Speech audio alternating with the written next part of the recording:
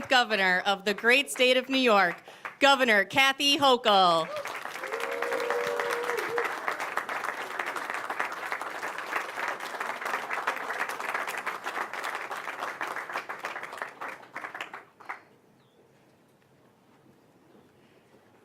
Thank you, everyone, and good morning. Welcome to our beautiful waterfront. My name is Joan Kestner, and it's my privilege to serve as the board chair of the Erie Canal Harbor Development Corporation. Our team on the board, and they're here today, some of them are here today, Leslie Zemsky and Sam Capitano, along with our president, Mark Wendell, yes, and his amazing staff are working every single day to revitalize Buffalo's unique waterfront, developing this beautiful shoreline to create an accessible destination that everyone can finally enjoy.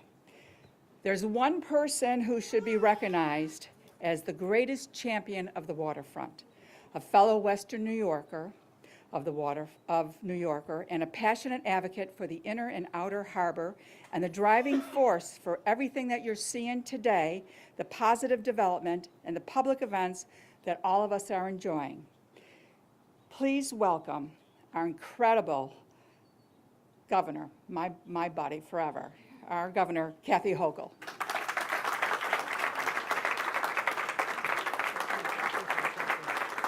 Good morning, everyone.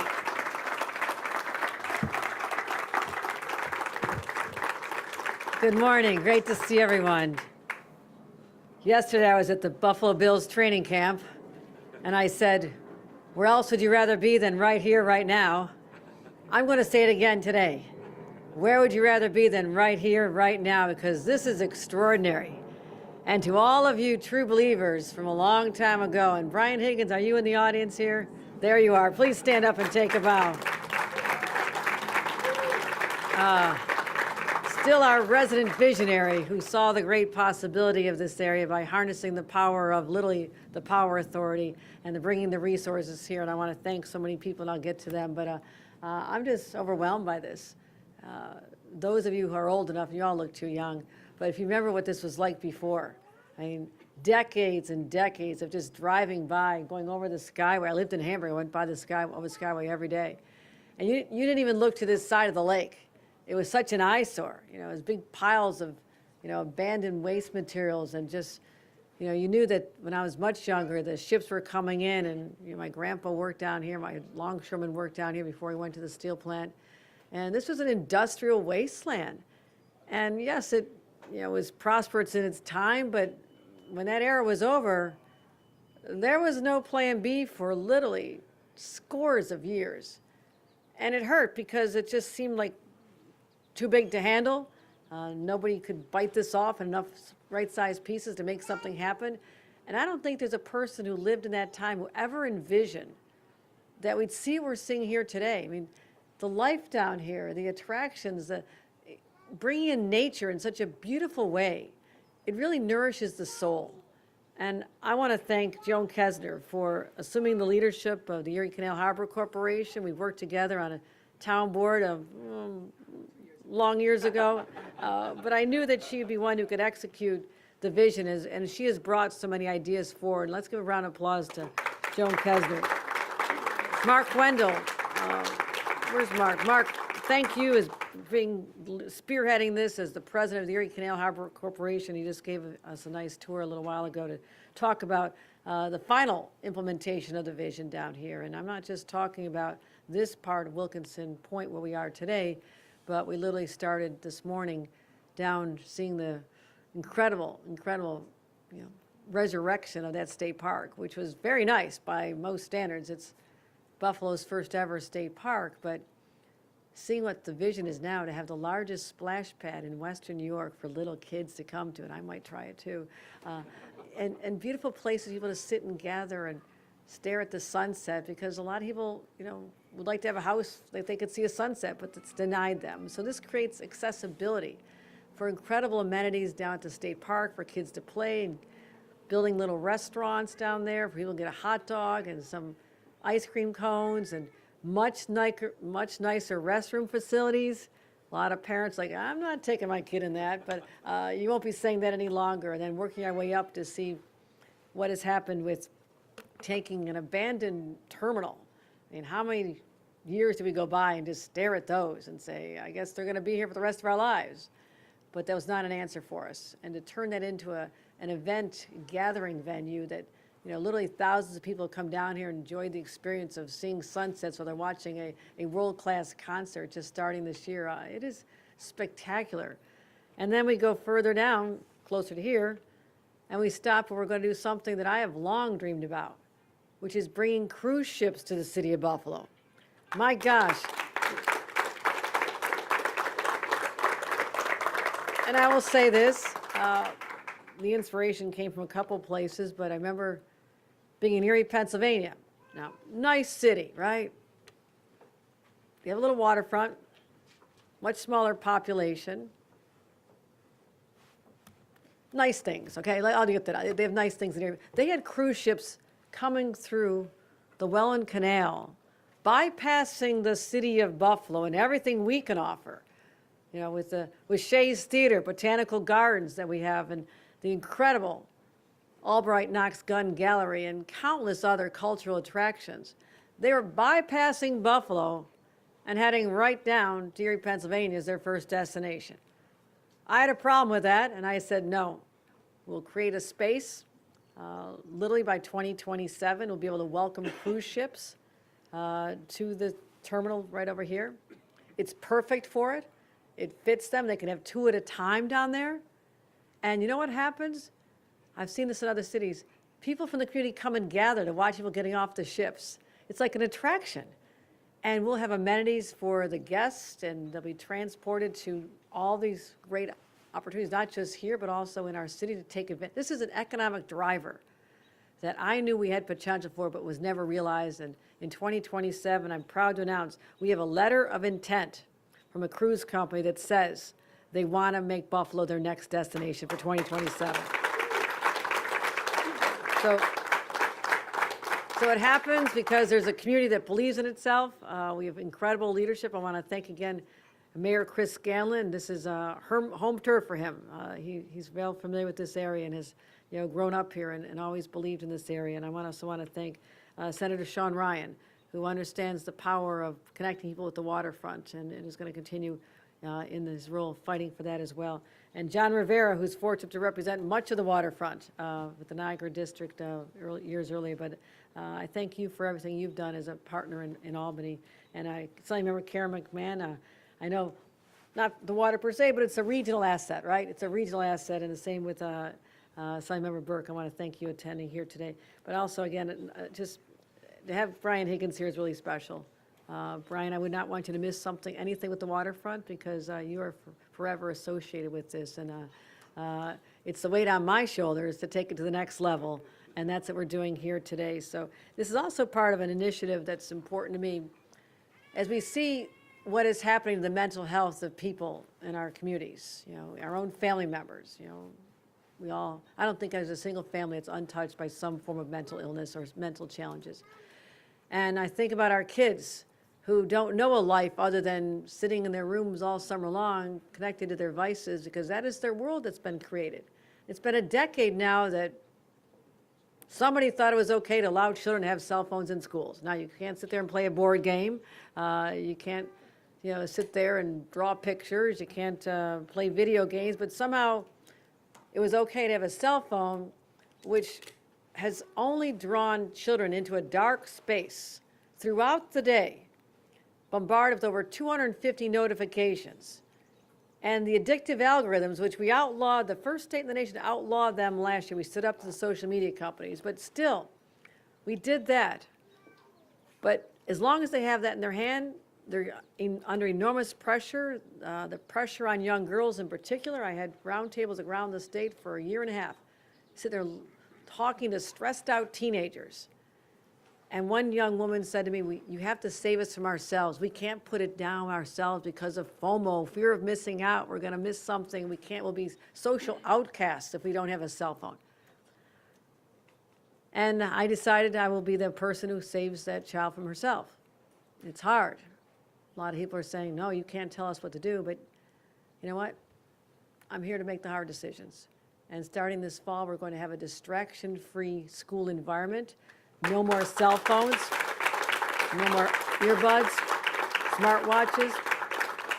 And having seen the school districts that took the leap forward and have already done this, after just a few months of adjustment, and again, I know the parents and the kids are going to have a major adjustment, but afterward, young people have told me in those schools, I have my first friend in person. I never had a friend in person, a 7th grader.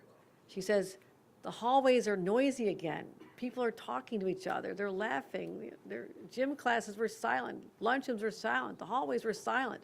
So we're bringing new life back. So what's the connection between that and this? It's an initiative we launched last year, but I'm doubling down. Get offline and get outside. And it is up to us to create the attractions to the outdoors that'll draw young people to want to be in places like this or other places in their community and discover them once again and find out what it's like to be a child. You know, kickball in the backyard entertained us for many, many summers. And so I want to simplify life for our young people. I want them to emerge as healthier adults. And when families know that this is available to them here, and for families who cannot afford a nice vacation to go somewhere fancy, they don't need to. Why would you ever leave Western New York in the summertime with everything we have here? It is extraordinary. And I want this to be a continuation of that narrative that we're bringing back Buffalo, Western New York, and in making investments from the state that are going to make a huge difference. So I'm here as someone who rides my bicycle down here. You might not recognize me, except there's usually people that look pretty official following me. I've gotten used to that, but you know, we're going to let people stroll on this water's edge and see the most beautiful sunsets in the world. We're going to play park golf. Did you think you'd be playing park golf down here? Volleyball tournaments, kayaks, renting kayaks and bicycles, and also fitness centers down here, fitness activities. And so who would have thought? Who would have thought all those decades of just going by and saying, too bad no one cared enough to do something. We have cared enough. We've done something, and it's going to be magnificent. So I want to congratulate everyone involved in this. Again, I have a little 3-year-old granddaughter who'll be making a guest appearance at some point if my husband can find her shoes, I suppose. Little Sophia. And little Sophia will be joined by her little cousin, who's 2 weeks old, Nina, at some point, because this is all about families, reconnecting families. So, ladies and gentlemen, let me bring up our great mayor, Chris Scanlon.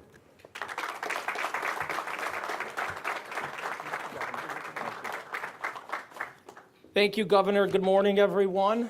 It is an honor for me to be here out on Buffalo's Outer Harbor as the location which the governor stated is a spot that will no longer be bypassed. As the governor mentioned, and I don't have to tell anyone who's lived in Buffalo, it's incredible what's taken place on this outer harbor in the last decade and a half or so. And as the governor mentioned, there's someone here in the audience that played an instrumental role in there in that and was a visionary in that. And I want to thank Brian Higgins for his commitment to Buffalo and this community in this outer harbor. Brian, thank you very much. But it's so exciting to be here. It's such an honor for me to be here to celebrate this today. You know, more than $11 million in additional investment to this outer harbor and Wilkeson Point in particular, to build on the success that this location has been for the past 12 years, Wilkeson Point in particular, but the outer harbor in general. The governor's touched on this. And the beautiful thing about this is these are wonderful additions, but this is about people and the people that utilize this space. I don't live very far from here. I utilize this space, bring the kids to the state park. I was at a concert Friday night at Terminal B. So this is important to all of us here, and these incredible additions just making it that much better. But these don't just happen. These things don't just happen. It takes a lot of cooperation, a lot of collaboration, different partnerships taking place. So first and foremost, I have to thank Governor Kathy Hochul for her commitment to Buffalo, to this state, and today to this outer harbor. Governor, thank you very much. To Joan Kesner and the board, I can't thank you enough for your continued partnership. You know, we continue to have meetings on a regular basis, and I want to thank you and your team for everything that you're doing for this location as well. To Mark Wendell and everyone at the Erie Canal Harbor Development Corporation, your team is absolutely phenomenal, and it's been an honor working with you on a daily basis on a regular basis for the past few years. So thank you. And to everyone else, the people that come out here and utilize this space, I want to thank you. You give us the reason to work on these things and give you the destinations that we're giving you. So I want to thank you all from the state park to the Terminal B, the different restaurants that are opening up, Wilkinson Point, the new trails, the volleyball, park golf. I mean, as the governor mentioned, who would have thought all these things would be taking place, and it's happening quickly. And the best part is we're not done. We're just getting started out here. You know, we have these conversations on a regular basis, and we're just getting started. But part of that cooperation, that collaboration, are our partners in different levels of government. You know, we have people from the county here today, Chair Tim Myers, Council President Brian Bowman from the City of Buffalo, and our fantastic state partners, Assembly Members Burke, McMahon, Rivera, Senator Sean Ryan. Without us all working together, pulling in the same direction, these things don't happen. So I want to thank them all for their continued partnership in government and working on behalf of the residents of Buffalo, Western New York, and everyone who's going to benefit from these additions. I did mention to Joan before we came out, they messed up one thing, and that's the questionable operators that they have here at this location. These are lifelong friends of mine, and I'm so incredibly happy for them and proud of them for the incredible things that they're doing in this community. Peter and Suzanne Scarcella, Michael Fitzpatrick, and the fantastic things that they're going to do out here, in addition to their already fantastic spot that they opened up, the Dog and Pony. They're giving people a wonderful outlet to come out, eat, drink, be merry, have a good time together. And they're going to be an incredible addition to the Outer Harbor here. So I want to congratulate them and wish them nothing but the best of luck out here as well. So again, thank you all for coming out here today. This is another incredible day out here on Buffalo's Outer Harbor. And as I talked about, it doesn't happen without partnership. So another one of those great partners in this is our New York State Assembly member, John Rivera, and I want to welcome him to the podium at this time.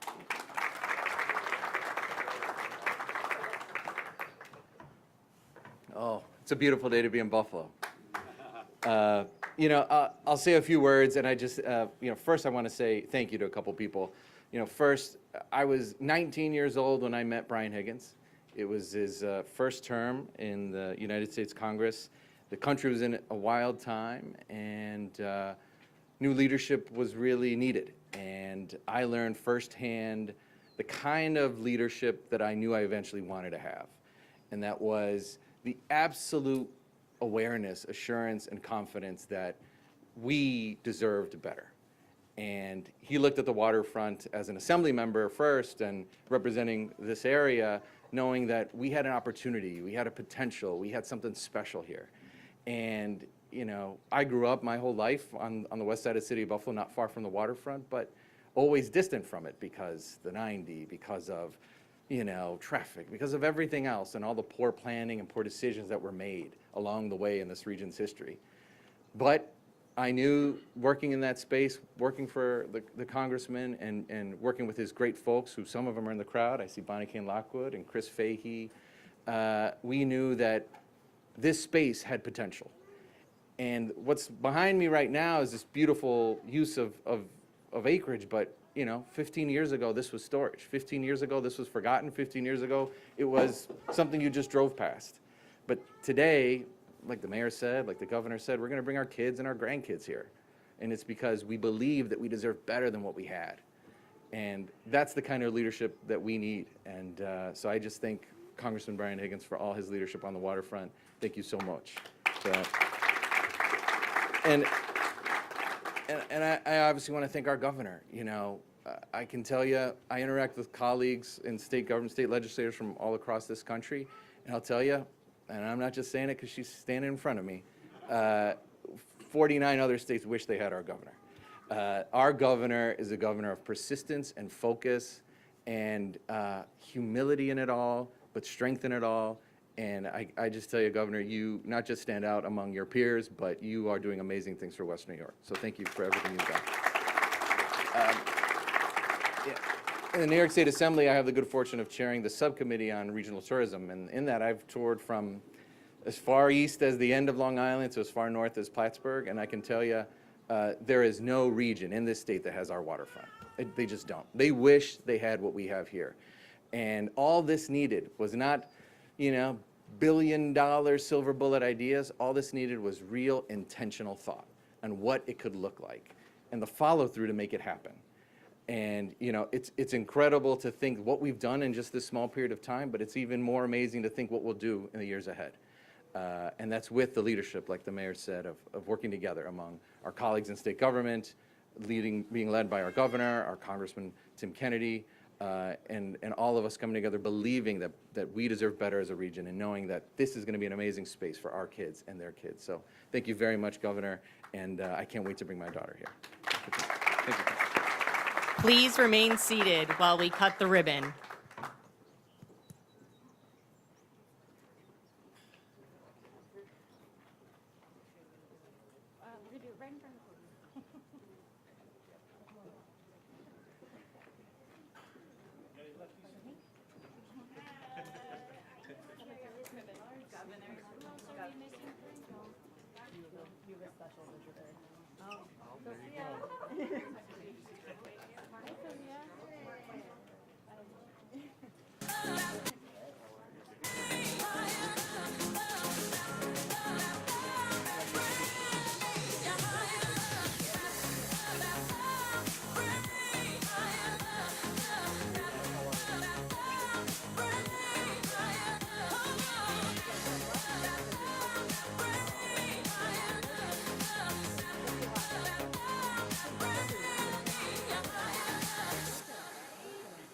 World's a turning, and we're just hanging on, facing our fear and standing after and it's real to me. There must be someone who's feeling for me. Things look so bad everywhere in this whole world. What is fair? Thank you. That concludes our program. We walk the line and try to